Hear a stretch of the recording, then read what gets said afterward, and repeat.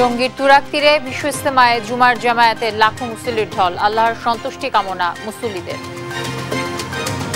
ইজতেমা জড়ো হওয়ার একমাত্র উদ্দেশ্য হলো আল্লাহর রাস্তায় কিভাবে বেশি খরচ হইতে পারে। দুই ভাগ বিভক্ত হওয়াতে লোকজন খুব শান্তিতে, এইবারের মতো শান্তিতে আর কোনোবার আমরা আসছি না। ফ্যাসিবাদ কারো জন্য কল্যাণকর নয় বললেন জামায়াতে আমির। গণহত্যার বিচার দাবিতে দেশজুড়ে ছাত্র শিবিরের মিছিল।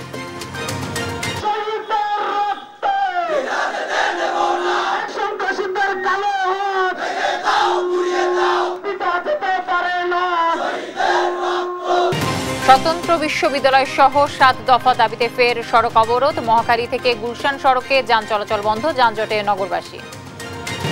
আজ পর্দা নামছে ঢাকা আন্তর্জাতিক বাণিজ্য মেলার শেষ দিনে ক্রেতা দর্শনার্থীদের উপচে পড়া ভিড়, বিভিন্ন পণ্যে বিশেষ ছাড়। এবং রাত পোহালেই পর্দা উঠছে অমর 21 বইমেলার। উদ্বোধন করবেন প্রধান উপদেষ্টা। বসছে 708টি স্টল, কড়া নিরাপত্তা। দর্শক, আমন্ত্রণ সংবাদ রাতে। শুনছিলেন সংবাদ শিরোনামগুলো, সঙ্গে রয়েছে আমি তানজিয়া জুথি। টঙ্গীর তুরাগ পাড়ে দেশের সবচেয়ে বড় জুমার নামাজে লাখো মুসল্লি ঢল। বিশ্ব ইজতেমার প্রথম পর্বের জুমায় ইমামতি করেন মাওলানা জুবায়ের। 3 পর্বের ইজতেমার প্রথম ধাপে অংশ নেন বাংলাদেশ সহ বিশ্বের 72টি দেশ থেকে আসা মুসল্লিরা। আলিমুজ্জামান সাফওয়ানের রিপোর্ট জানাচ্ছেন ফাহিম ইউসুফ। টঙ্গীর তুরাগ পাড়ে বিশ্ব ইজতেমা ময়দানে মুসল্লিদের ঢল। শুক্রবার ইজতেমার প্রথম দিনে লাখো মুসল্লির উপস্থিতিতে আদায় হয় দেশের সবচেয়ে বড় জুম্মার নামাজ। নামাজে ইমামতি করেন তাবলিগ জামাতের মুরব্বী মাওলানা জুবায়ের। সকাল থেকেই জুম্মার নামাজ আদায়ে বিশ্ব ইজতেমা ময়দানে আসতে শুরু করেন দূর দূরান্তের মুসল্লিরা।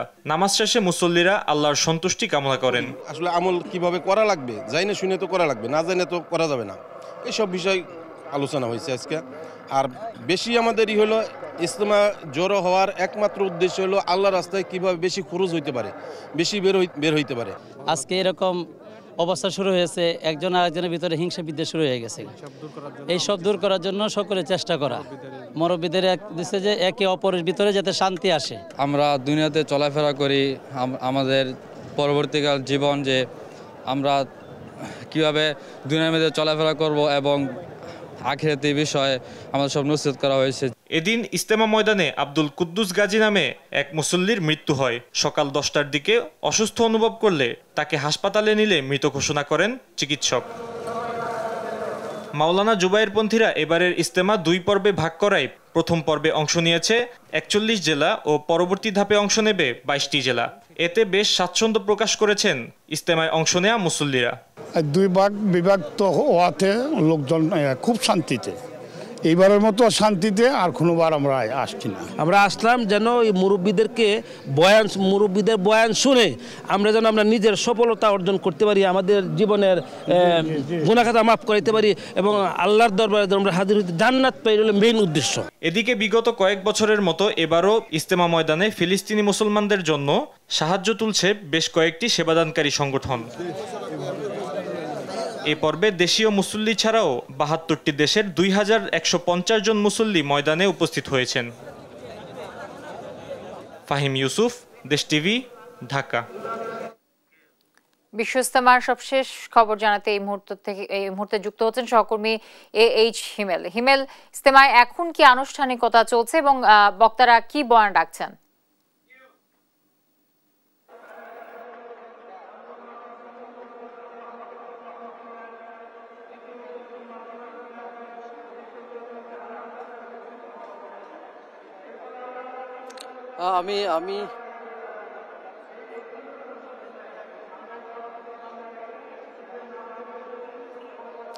আমি এই মুহূর্তে আছি টঙ্গী ইজতেমার 58তম যে ইজতেমা আজ শুরু হয়েছে, সেই টঙ্গী ইজতেমাতে আমি আছি। এটি কিন্তু আজকে সকালে ফজরের নামাজের পর আমবয়ানের মধ্য দিয়ে কিন্তু এই টঙ্গী ইজতেমা শুরু হয়েছে। অর্থাৎ এই টঙ্গী ইজতেমা শুরু হওয়ার পর কিন্তু হচ্ছে হাজার হাজার লক্ষ লক্ষ কিন্তু মুসল্লিরা কিন্তু সমাগম ঘটেছে। অর্থাৎ ঢাকা গাজীপুর সহ 41টি জেলার মুসল্লিরা কিন্তু সমাগম হচ্ছেন এই টঙ্গী ইজতেমায়। এই আমরা যেটি এখানে এসে লক্ষ্য করেছি, এখানে দেখতে পাচ্ছি যে অর্থাৎ দেশি এবং দেশের বাইরে যে বিদেশি বক্তারা আছেন তারা কিন্তু এসেছেন এবং তারা কিন্তু বয়ান দিচ্ছেন, অর্থাৎ মাগরিবের নামাজের পরপর কিন্তু তারা বয়ান শুরু করেছেন।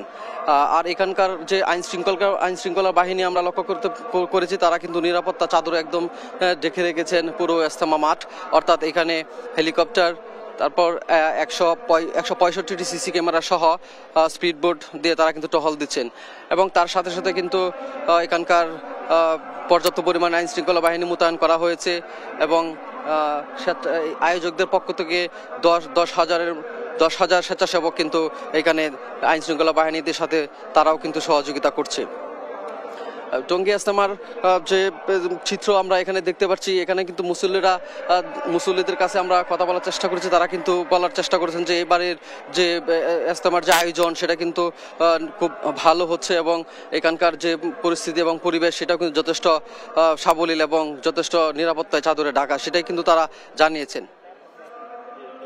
এখানে আমরা পরিস্থিতি যেটা দেখতে পাচ্ছি, এই মুহূর্তে কিন্তু বক্তারা বয়ান করছেন এবং মুসল্লিরা কিন্তু সেগুলো শুনছেন এবং তারা আমল করছেন এবং তারা কিন্তু খুবই আশাবাদী যে এবারের যে ইজতেমা সেটা কিন্তু তারা খুব ভালোভাবে শেষ করতে পারবেন। আমি একটু জানিয়ে রাখি, এখানকার দুইটি পক্ষ কিন্তু অর্থাৎ 31শে জানুয়ারি থেকে 2 ফেব্রুয়ারি পর্যন্ত একটি পর্ব এবং আরেকটি পর্ব 3 থেকে 5 ফেব্রুয়ারি পর্যন্ত হচ্ছে কিন্তু এখানকার আলোচনা চলবে। আমি এই টঙ্গী ইজতেমা থেকে আমার কাছে এই ছিল সর্বশেষ। জ্যোতি, টঙ্গী থেকে যুক্ত ছিলেন আমাদের সহকর্মী এইচ হিমেল। হটকারিতা ও ফ্যাসিবাদ কারো জন্য কল্যাণকর নয় বলে মন্তব্য করেন ডক্টর শফিকুর রহমান। শুক্রবার রাজধানীর মগবাজারে আল ফালাহ মিলনায়তনে জামায়াতে ইসলামী মহিলা বিভাগের সাবেক সেক্রেটারি ও সাবেক এমপি হাফেজা আসমা খাতুনের স্মরণ ও দোয়া মাহফিল অনুষ্ঠানে এ মন্তব্য করেন তিনি। জামায়াতে আমির বলেন, বিগত শাসনামলে জামায়াতে ইসলামীর ঘাড়ে জুলুমের পর্বত চাপিয়ে দেওয়া হয়েছিল। জাতির এ ঘটনা থেকে শিক্ষা নেওয়া উচিত। কেউ যেন একই পথে ভবিষ্যতে পা না বাড়ায়। বিগত সরকারের সময় পরিস্থিতির ভয়াবহতা উল্লেখ করে তিনি আরো বলেন, অনেকে নিজের মা বাবার জানাজার নামাজেও অংশ নিতে পারেননি। যে ফ্যাসিবাদী আমল বাংলাদেশের মানুষদের জন্য দুঃস্বপ্ন ছিল তা যেন আর কখনো কাউকে প্রত্যক্ষ করতে না হয়, এজন্য কাজ করবে জামায়াত ইসলামী।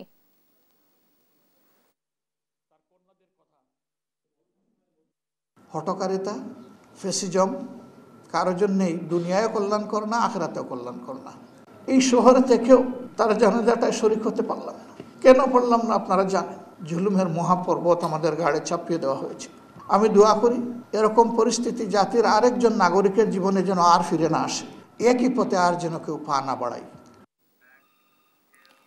ফ্যাসিস্ট সরকারের গুম, খুন, দুর্নীতি সহ রাষ্ট্রবিরোধী কর্মকাণ্ড এবং জুলাই গণহত্যার বিচার দাবিতে বিভাগীয় শহর সহ বিভিন্ন জেলায় গণমিছিল করেছে ইসলামী ছাত্র শিবির।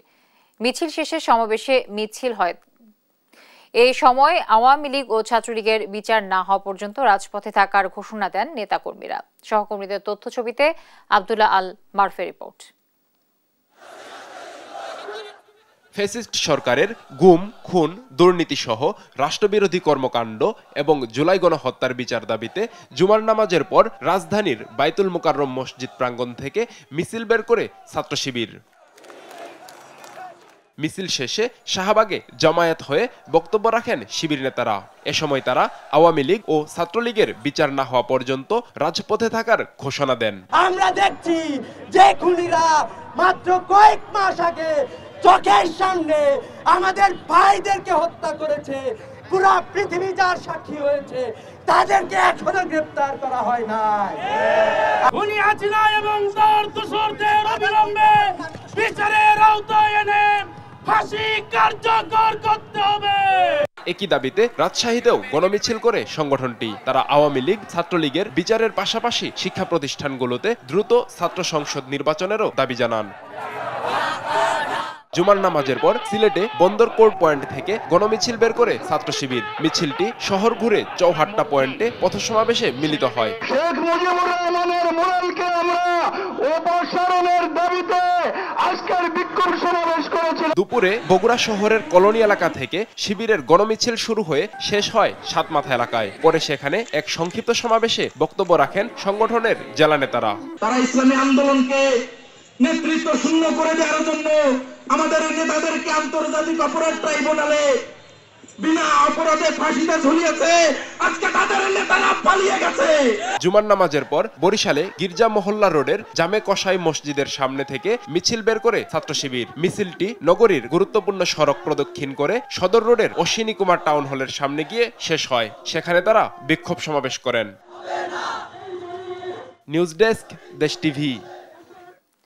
সরকারি তিতুমির কলেজকে বিশ্ববিদ্যালয় করা সহ 7 দফা দাবিতে শিক্ষা প্রতিষ্ঠানটির আন্দোলনরত শিক্ষার্থীরা গণ অনশন কর্মসূচি অব্যাহত রেখেছেন। এ বিষয়ে আরও জানাতে সরকারি তিতুমির কলেজকে বিশ্ববিদ্যালয়ের রাষ্ট্রীয় স্বীকৃতির দাবিতে সড়ক অবরোধ করে কলেজটির আন্দোলনরত শিক্ষার্থীরা, এতে গুলশান মহাখালী সড়কে যান চলাচল বন্ধ হয়ে যায়। নাহিদের রিপোর্টে বিস্তারিত জানাচ্ছেন নাফিয়া ফারজানা। তিতুমির কলেজকে বিশ্ববিদ্যালয় করার দাবিতে মঙ্গলবার থেকে ক্লাস পরীক্ষা বন্ধ করে শাটডাউন তিতুমির কর্মসূচি পালন করে আসছে কলেজের শিক্ষার্থীরা। এক পর্যায়ে শুক্রবার সকাল থেকে রাজধানীর মহাখালীর তিতুমির কলেজের সামনের সড়ক অবরোধ করে শিক্ষার্থীরা। জুমার নামাজের সময় সড়কেই সালাত আদায় করেন আন্দোলনকারীরা। এরপর থেকে পুরোপুরি বন্ধ করে দেয়া হয় সড়ক। এ সময় সরকারি তিতুমির কলেজকে রাষ্ট্রীয় স্বীকৃতি দিয়ে স্বতন্ত্র বিশ্ববিদ্যালয়ের দাবি পূরণ না হওয়া পর্যন্ত আন্দোলন চালিয়ে যাওয়ার কথা জানান শিক্ষার্থীরা। গতকালকে প্রশাসনের একজন কর্মকর্তা এসেছেন, যুগ্ম সচিব, তিনি হচ্ছেন। আসার পরে আমরা মনে করেছিলাম যে তিনি একটা আশ্বাস দিবেন আমাদেরকে ভালো একটা, কিন্তু তিনি সেটা দিতে পারেননি। শিক্ষার্থীদের অসুস্থ অবস্থায় না দেখতে চান, আমাদের রাস্তায় দেখতে না চান, এই জন দুর্ভোগ না দেখতে চান, তাহলে অতি দ্রুত তিতুমির বিশ্ববিদ্যালয় রাষ্ট্রীয়ভাবে স্বীকৃতি দিতে হবে। আন্দোলনে মহাখালী গুলশান বাড্ডা লিংক রোড শিক্ষার্থীরা অবরোধ করায় উভয় পাশেই বন্ধ হয়ে যায় যান চলাচল। এতে চরম ভোগান্তিতে পড়েন সাধারণ মানুষ। আসছি গুলশানিয়াকে যাবো, একটা জরুরি কাজের জন্য আসছি। এখন আসার পথে যে এরকম একটা বাধা। বয়স্ক লোক, ওই আমার যাত্রী বন্ধু যা রিকোয়েস্ট করছে রুগীটা আমি একটু মেডিকেলে যাব, ওনারা দিলই না। এটা একটা সমাধান তো দিবে সরকার, আজ দেব কাল দেব, কবে দিবে? আমরা তো অনেক কষ্টে আছি। অন্তর্বর্তী সরকার দাবি বাস্তবায়নে কার্যকর পদক্ষেপ নেবে, এই আশা শিক্ষার্থীদের। নাফিয়া ফারজানা, দেশ টিভি, ঢাকা। দর্শক, এ নিয়ে আরো জানাতে সেখান থেকে যুক্ত হচ্ছেন সহকর্মী তাইফুর রহমান তুহিন। তুহিন, ছাত্রদের এখন আসলে অবস্থান কি? যানজট কেমন চোখে পড়েছে আপনার?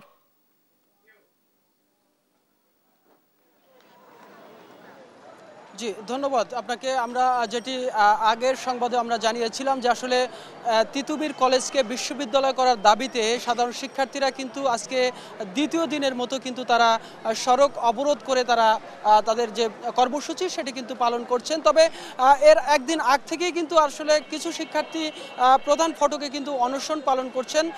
আমরা একটু দেখছি যে আসলে আজকে যখন জুমার পরে শিক্ষার্থীরা তারা কিন্তু তাদের দাবি যাতে করে এই কলেজকে অর্থাৎ বিশ্ববিদ্যালয়ে রূপান্তরিত করা হয়, স্বতন্ত্র বিশ্ববিদ্যালয় করা হয়, সে দাবিতে কিন্তু আজকে আমরা দেখেছি যে গুলশান থেকে মহাখালীর যে সড়কটি রয়েছে সেই সড়কটি তারা কিন্তু অবরোধ করে রেখেছেন। এবং তারপর থেকেই কিন্তু দেখেছি যে এই কলেজের প্রায় অসংখ্য শিক্ষার্থী তারা কিন্তু রাস্তায় এসে তারা কিন্তু তাদের দাবির পক্ষে স্লোগান দিচ্ছেন এবং পুরো সড়ককে অবরোধ করে রেখে তারা কিন্তু তারা বলছেন যে যাতে করে তাদের যে দাবি এই কলেজকে বিশ্ববিদ্যালয় স্বতন্ত্র বিশ্ববিদ্যালয়ে রূপান্তরিত করা, সেই দাবির পক্ষে কিন্তু তারা কিন্তু অবস্থান নিয়েছেন। আমরা এই মুহূর্তে কিছু সাধারণ শিক্ষার্থী আমাদের সাথে রয়েছেন, আমরা একটু আপনাদের কাছে জানতে চাই যে আসলে আপনাদের দাবিটা হলো যেটি বিশ্ববিদ্যালয় ঘোষণা করা, এখন পর্যন্ত সরকারের পক্ষ থেকে কোনো ধরনের আশ্বাস পেয়েছেন কিনা, এবং যদি না পেয়ে থাকেন তাহলে আপনাদের কর্মসূচি আসলে সামনে কি হতে পারে? ধন্যবাদ আপনাকে। আসলে আপনারা দেখতে পাচ্ছেন যে কিছুক্ষণ আগে একটা অ্যাম্বুলেন্স আসছিল, আমাদের রায়হান এবং আমাদের রানার অবস্থা আসলে খুবই আশঙ্কাজনক। তাদের রায়হানকে অলরেডি অক্সিজেন সাপোর্টে রাখা হয়েছে। তো তাদেরকে আমরা বারবার বুঝাচ্ছি যে দেখো তোমরা যদি চাও অনশনটা ভাঙতে পারো। ও তাদের একটাই মেসেজ যে বলছে 35,000 তিতুমিরের একটা স্পন্দনের দাবি, এবং 35,000 তিতুমিরকে তোমরা জানাই দাও, হয় আমরা এখান থেকে মৃত্যু হয়ে ঘরে ফিরবো, লাশ হয়ে ঘরে ফিরবো, না হয় আমরা স্বাধীনতা ছিনিয়ে আনবো।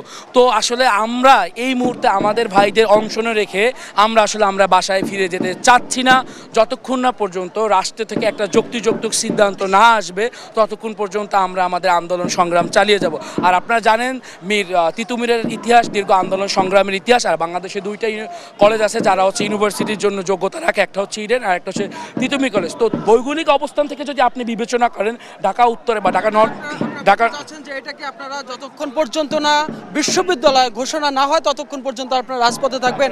তো আসলে এতক্ষণ আমরা শুনছিলাম যে আসলে তারা বলছেন যে অধিকাংশ শিক্ষার্থী কিন্তু আসলে অসুস্থ হয়ে যাচ্ছেন, যে কারণে তারা বলছেন যে অতি সত্বর সরকারের পক্ষ থেকে যাতে করে এই তাদের যে দাবি, সেই দাবির পক্ষে যাতে এটি ঘোষণা আসে, সেই অপেক্ষায় কিন্তু তারা এই সড়ক অবরোধ করে বসে আছেন। তো এই ছিল তিতুমির কলেজের সামনে থেকে আমার কাছে সর্বশেষ তথ্য।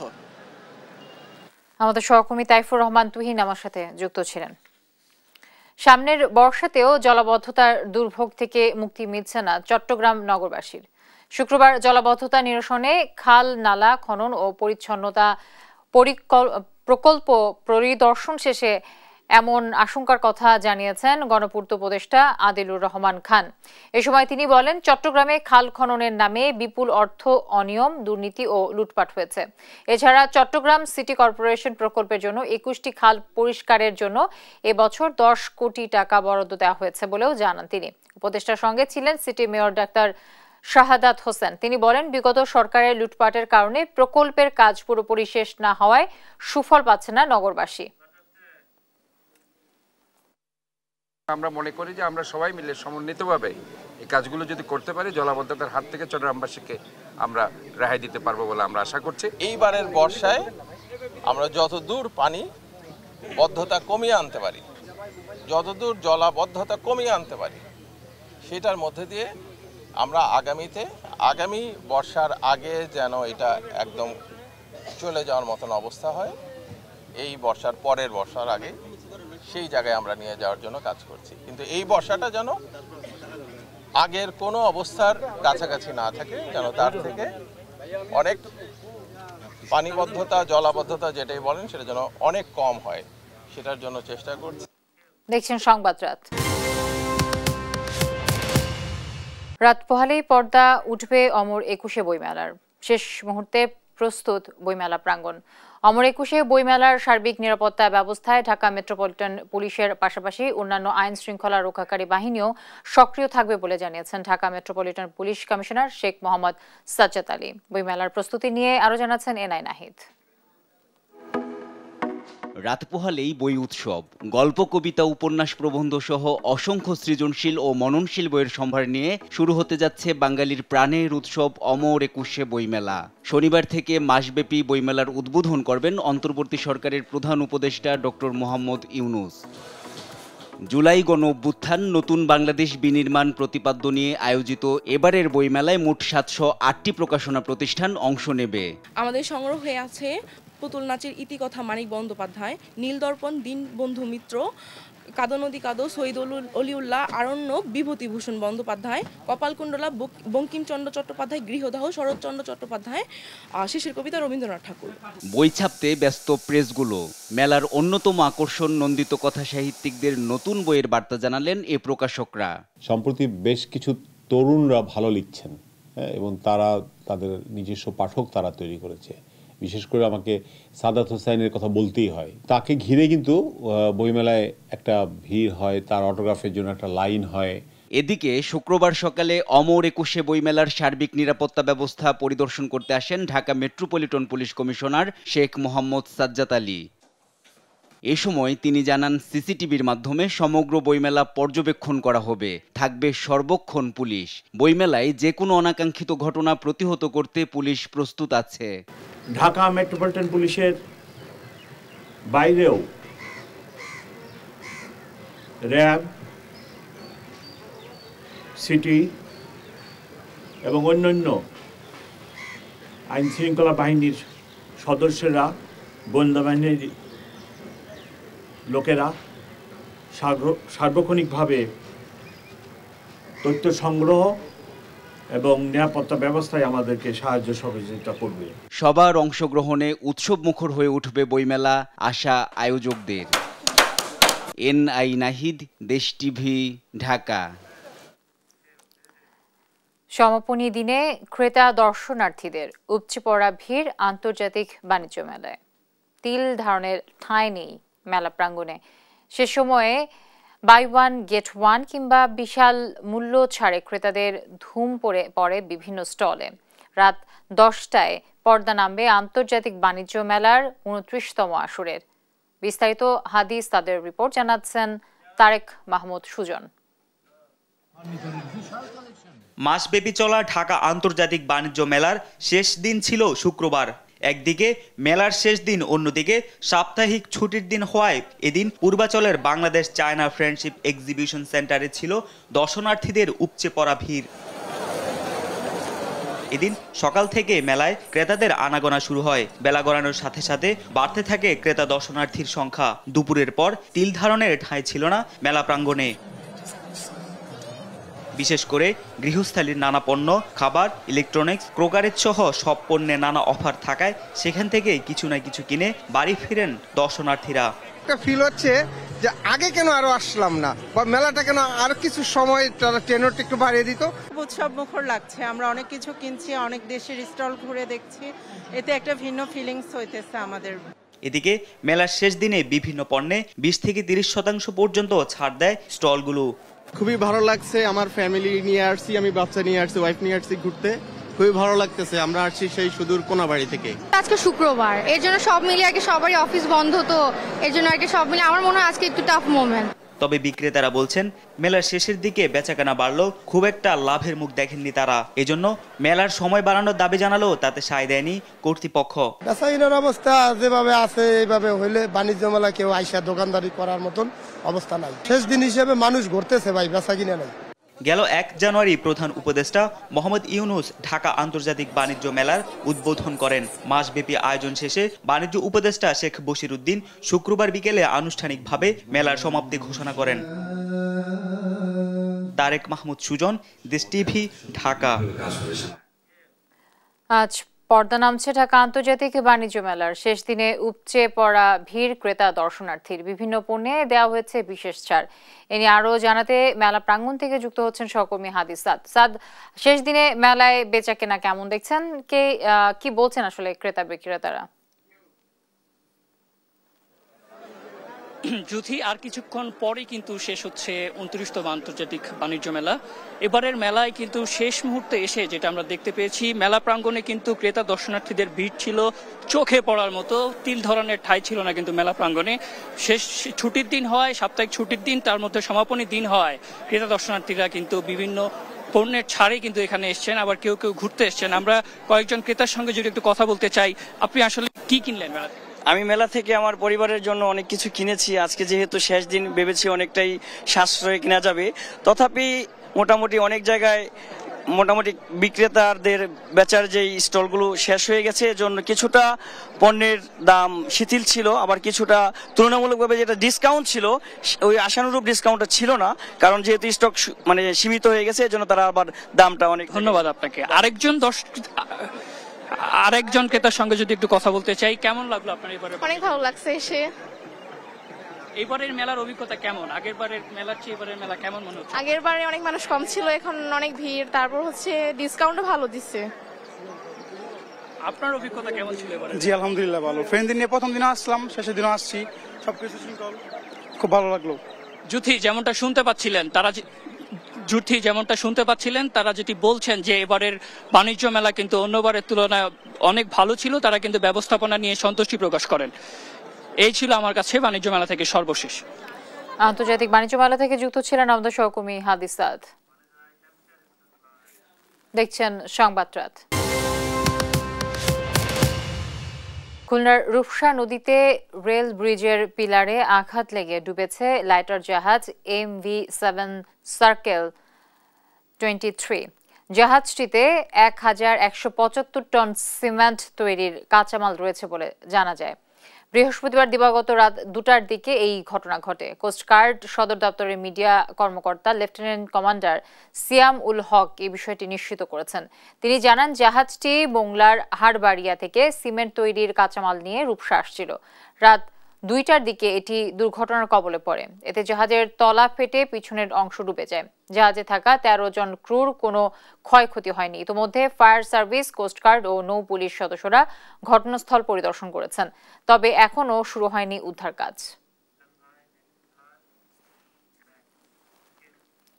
নৌ সেক্টরকে দুর্নীতিমুক্ত করার লক্ষ্যে মানববন্ধন করেছে সাধারণ নাবিক ঐক্য পরিষদ।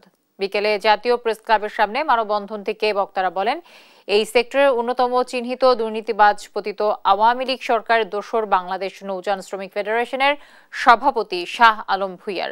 দীর্ঘদিন ধরে তার কাছে জিম্মি নৌযানের মালিক, মাস্টার সহ শ্রমিকরা। সম্প্রতি তার অনিয়ম দুর্নীতি নিয়ে বেসরকারি টেলিভিশন দেশ টিভিতে নিউজ প্রচারের পর আরও বেপরোয়া হয়ে উঠেছে বলে অভিযোগ করেন তারা। নৌ সেক্টরকে বাঁচাতে অবিলম্বে শাহ আলম ভূঁইয়াকে গ্রেফতার করে দৃষ্টান্তমূলক শাস্তির দাবি জানান নাবিকরা। একই সাথে শাহ আলমের অনিয়ম দুর্নীতি নিয়ে অনুসন্ধানী সংবাদ প্রকাশ করায় দেশ টিভিকে ধন্যবাদ জানায় বক্তারা।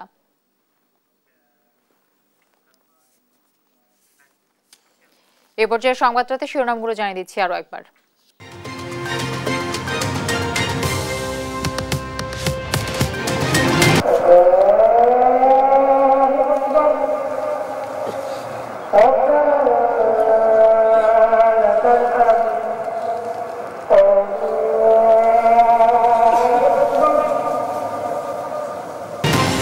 টঙ্গীর তুরাগতীরে বিশ্ব ইজতেমায় জুমার জামায়াতে লাখো মুসল্লি ঢল। আল্লাহর সন্তুষ্টি কামনা মুসল্লিদের। ইজতেমা জড়ো হওয়ার একমাত্র উদ্দেশ্য হলো আল্লাহর রাস্তায় কিভাবে বেশি খরচ হইতে পারে। 2 ভাগ বিভক্ত হওয়াতে লোকজন খুব শান্তিতে, এইবারের মতো শান্তিতে আর কোনোবার আমরা আসছি না। ফ্যাসিবাদ কারোর জন্য কল্যাণকর নয় বললেন জামায়াতে আমির। গণহত্যার বিচার দাবিতে দেশ জুড়ে ছাত্র শিবিরের মিছিল।